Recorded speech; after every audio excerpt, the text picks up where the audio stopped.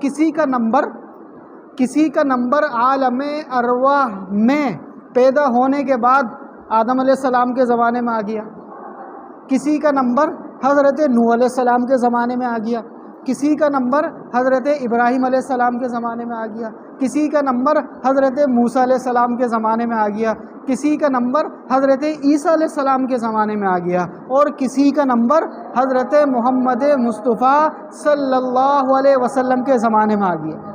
अब जो ज़माना चल रहा है वो किसका ज़माना है? हज़रत मोहम्मद मुस्तफ़ा सल्लल्लाहु अलैहि वसल्लम का ज़माना चल रहा है। और ये ज़माना कब तक चलेगा? क़यामत तक चलेगा। क़यामत तक अब कोई नया नबी नहीं आएगा।